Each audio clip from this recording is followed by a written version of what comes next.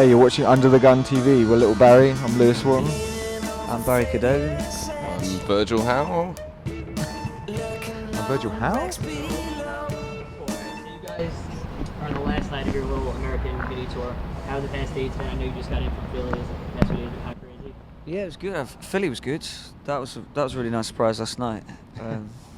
But I played a place called Ortlieb's. Yeah, that was really cool because like the audience really danced and stuff. It was great. Right. Just because it was a really cool, small, kind of sweaty little club, and everyone really had a good time. But New York's good, always good as well. We know a few people here, and that's always fun. We're trying some different places around, just trying to build it up.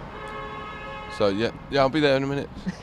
Just from the ground up, So we're just trying to play some places, and the feedback's been really good. And we just got like Boston, we did that last year, and now this year we had like twice as many people, and just keep building it up. So that's the idea really, for that kind of thing. So I know after this you guys are going back to the UK and then we're going to Europe for a little bit. What's the plans for all that? Yeah, that's right. We're doing a UK tour first, like the beginning of June, for a couple of weeks, and then we've got some dates in Europe. Pretty much straight after that. So into June we'll be doing gigs, yeah, sort of to promote the record once it's out. I'm sure you guys have been touring the UK pretty extensively for a while now, right? We've been around the block yeah, a few times. We've had a bit of a break recently, but over the years, yeah, we've toured a lot. So It's been tell us fun. a little bit about the new album, Shadow. It's coming out May 27th. It's our fourth album. Yeah, we wanted to do something a little bit different to the last record. We kind of a little bit inspired by things like kind of movie soundtracks, as well as we wanted to capture the element of, and the spirit of it, capturing sort of a three-piece band, the performance, of a live gig in a way. So we wanted to sort of bring those two things together. And we worked with Edwin Collins and Seb Loosley again, who produced the last record and our first record, because we've just got a really good relationship with them, and we love the sound of the studio. And it's the record that took the least time to make. We did the whole thing in 17 days. Which is cool. Do you think the record went so quickly because you had that prior relationship with the producer? That helps definitely. Yeah, I think we've got that. Yeah, we've built a way of working together where we don't always have to explain things too much, but it's sort of out of necessity as well that we had other things on, so we had to get it done in a short space of time. So we made sure we knew exactly what we were doing before we went in to record. Which is a better way of doing it, really. Yeah, we were really well rehearsed before we went in, so we didn't make any decisions. While we're in the studio, really, apart from maybe different sounds and stuff like that. What I love about the songs, from what I listened to, they weren't predictable to me. Sometimes like you get into a groove and you make sound that's like totally surprising and come out of nowhere with a different instrument. Do you take like a non-traditional approach to like arranging your songs, you think, or is it just kind of the way it comes out? I guess we don't study too much how other people do it. Maybe. But I suppose we sort of tried to sequence the tracks in a rhythmical sort of way, so they sort of flow from one to the other. That was kind of the idea. But at the beginning, you're just writing songs, and then you sort of see how they fit together later, There's a mixture on here. Some tunes are quite drone-like, in a sort of that sort of a way, and then other ones move around a bit more, don't they? So it's mixed bag. I think we feel like we've captured more of the live spirit of how the band is, onto record, which is kind of not always the easiest thing to do. But we've definitely got more of that performance element of the group into this record. We got closer to it with the last one, but we've done it more so with this, which we're quite pleased with, really. Yeah. I know you just said like you try to infuse your live sound into your record, and you said you wanted to do something a little bit different. I mean, like when I was listening to it, I was getting like funk, rock, soulful, mellow.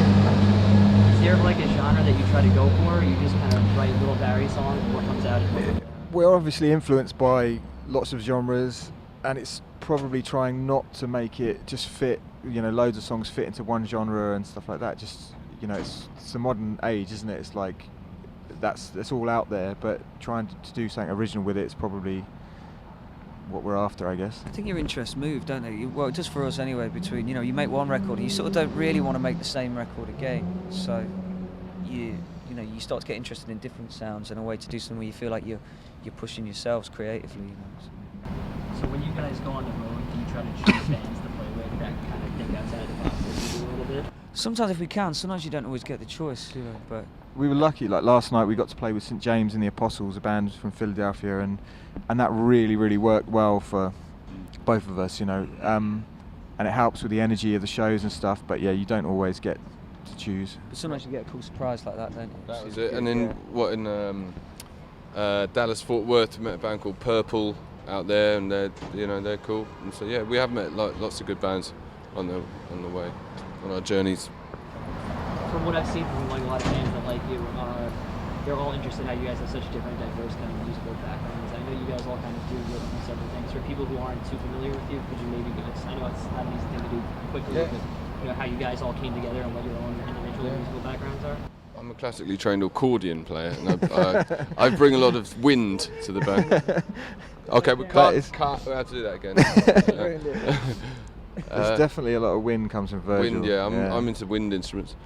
No, I've always made electronic music and stuff, and been into dance music and stuff like that as well, and hip hop and heavy metal and stuff like that. So Yeah, I don't know. I think first of all, a lot of American music really interested me as a teenager, and a lot of the American stuff that was coming over to England, and then there was a big British kind of resurgence of like new bands, and that led me back to a lot of 60s stuff. And I suppose I spent a lot of time collecting 60s bands, well, you know, any kind of old bands and soul records and things like that. So pretty mixed bag though. Yeah, I think with me as well, you know, I started playing guitar a long time ago, but you know, got the idea of putting a band together and fronting it, and then I moved to London and met Lewis, and then we were sort of touring and made a couple of records before Virgil joined.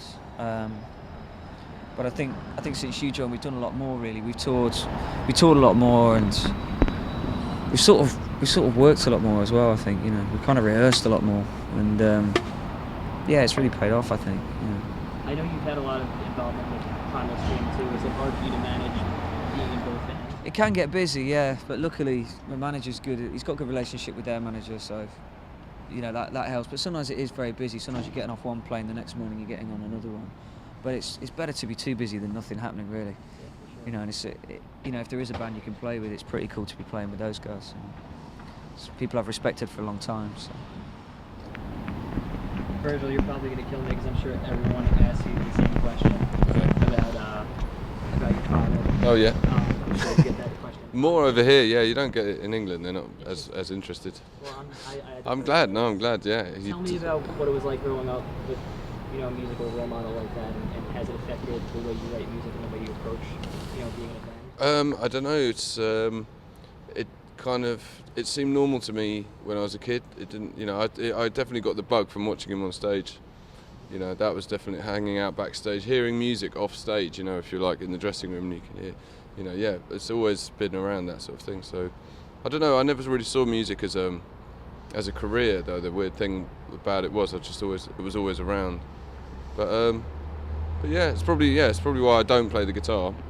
But you know, apart from that, he's always allowed all of us to try out any instruments we wanted, and there was always like drum kits, keyboards, and stuff around. So in that respect, I've been very privileged to be allowed to do what I do. And I think my dad being a musician and you know and supporting our whole family has been an inspiration to me that it is possible. You can do that. You can have a career in music, and you can bring up 4 kids. And you know, and still be rocking at like 66 years old. You know, still touring around the world and doing stuff. So, yeah, it's an inspiration, definitely. Even if you didn't look at it as quote unquote a career, did you see yourself playing music? Well, I definitely wanted to perform. I always wanted to perform. So, I mean, yeah, I always wanted to be on stage and stuff like that. And then being a geek in the studio and twiddling buttons and you know, faders and making weird sounds is great. It's like you can be a scientist. And you can also be a rock star. It's like a scientist rock star mashup, which I'm really into. So yeah, I love the fact that you can be a bit geeky, but then you get on stage and just rock it and get sweaty. It kind of stinks that I'm talking to you guys on your last day, basically Yeah. playing in New York. But for fans that want to come see you in the future, are there any plans to be coming back to America anytime soon? definitely. Yeah, Or the is West that Coast. kinda- Yeah, we're coming back to the West Coast in October. We're doing a festival called Desert Stars, and we're going to have some dates on the West Coast around that. They're not announced fully yet, but I think we're probably going to do like LA and San Diego, is it? Yeah, certainly. And Early October. and possibly like Frisco, and maybe even up to Vancouver, hopefully, as well. So we're coming back then. And we'd love to come back more, you know, as soon as we can, really. This is Little Barrie. Thunder. The Go.